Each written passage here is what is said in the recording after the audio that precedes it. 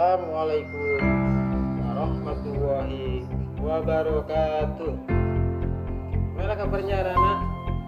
Mudah-mudahan kabar kalian tetap sehat walafiat, senantiasa dalam lindungan Allah Subhanahu wa Ta'ala. Baik anak-anak,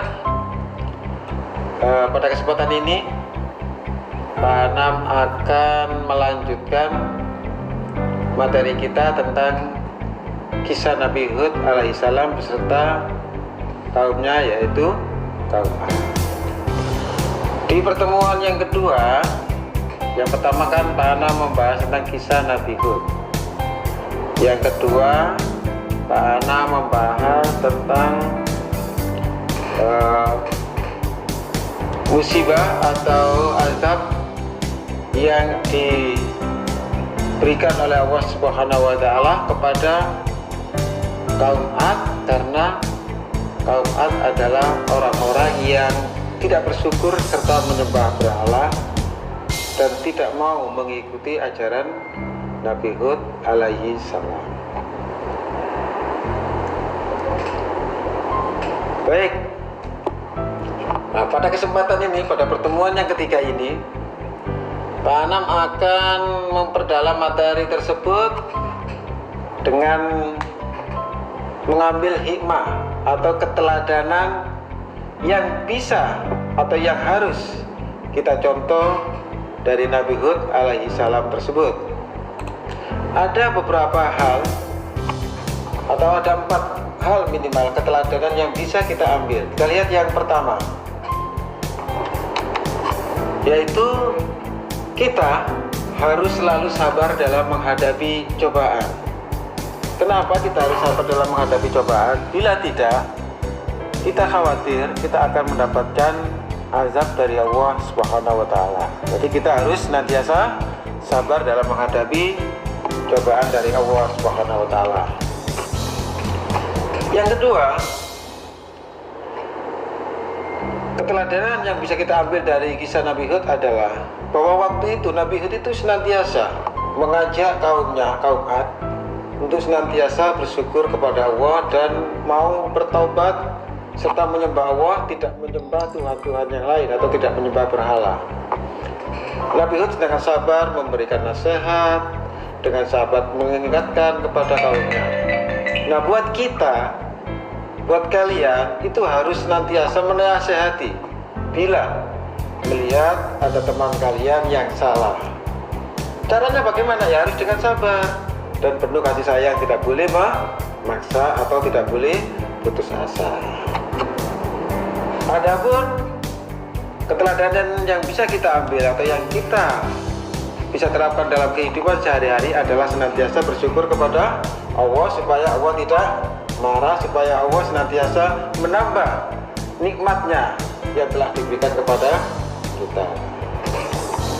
Nah, yang terakhir anak-anak, keteladanan yang bisa kita ambil dari pelajaran kisah Nabi Hud dan kaum Ad adalah hendaknya kita itu senantiasa bersikap ikhlas dan santun kepada orang lain. Waktu itu Nabi Hud tidak pernah memaksa atau marah-marah kepada kaumnya. Diingatkan tidak mau, diingatkan tidak mau, ya sudah. Begitu cara berdakwahnya Nabi Hud, jadi dengan ikhlas. Nah, anak-anak, sebagai persiapan untuk kalian mengerjakan soal-soal atau latihan atau katakanlah penilaian yang akan disampaikan oleh Pak Anam, nanti kalian kerjakan ya tugas atau soal-soal latihan yang nanti akan disampaikan Pak Anam lewat wali kelas. Ini ada beberapa ringkasan materi yang sangat penting yang perlu kalian hafal. Ringkasan materi tentang kisah Nabi Hud dan kaum Ad. Yang pertama, Nabi Hud adalah keturunan dari Nabi Nuh. Bukan Nabi Hud ya itu ya, ini salah ketik. Jadi Nabi Hud alaihissalam adalah keturunan dari Nabi Nuh alaihissalam. Yang kedua, kaum Nabi Hud disebut kaum Ad. Kalian masih ingat kan? Yang ketiga, pekerjaan atau keahlian kaum Ad adalah bertani dan bertukang. bertugas dalam ini adalah pandai dan hebat dalam membuat gedung-gedung bertingkat itu ya, gedung-gedung yang tinggi. Nah sekarang ini yang nomor 4, ringkasan yang bisa kita ambil adalah bahwa kebiasaan buruk kaum Ad adalah suka berjudi, berfoya-foya atau pembuang uang itu loh ya. Foya-foya ini boros atau buang-buang uang. Terus sombong ketika dinasihati oleh Nabi Hud tidak pernah mau. Jadi dia malah menyombongkan diri dan menantang Nabi Hud. Dan yang lebih parah lagi adalah menyembah berhala. Apakah berhala yang disembah oleh kaum Ad? Itu yang nomor 5 ya. Adalah Sada, Samud, dan Al-Hatta. Ini salah ketik ya, ini bukan Al-Hatat tapi Al-Hatta. Kemudian yang nomor 6, karena kaum Ad senantiasa ingkar dan menyembah berhala serta tidak bersyukur kepada Allah, maka Allah menimpakan azab yang diberikan kepada kaum Ad yang berupa kemarau panjang dan angin topan.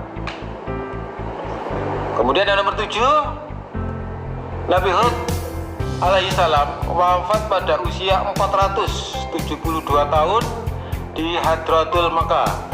Jadi Nabi Hud dan kaumnya yang jumlahnya 17 orang itu diselamatkan dari musibah kemarau panjang dan angin topan. Diselamatkan oleh Allah karena disuruh pindah sebelum diberikan azab, itu disuruh pindah ke Hadratul Makkah, sehingga selamatlah Nabi Hud dan kaumnya yang berjumlah 17 orang itu. Kemudian kalau ada pertanyaan, kaum Ad kenapa sih diazab oleh Allah? Ya ini, karena tidak mau bersyukur, tidak mau mengikuti ajaran Nabi Hud, selalu sombong dan macam-macam, sehingga Allah memberikan azab yang berupa kemarau panjang dan angin topan tersebut. Kemudian yang nomor 9, kaum Ad yang beriman kepada Allah berjumlah 17 orang yang selamat ini ya.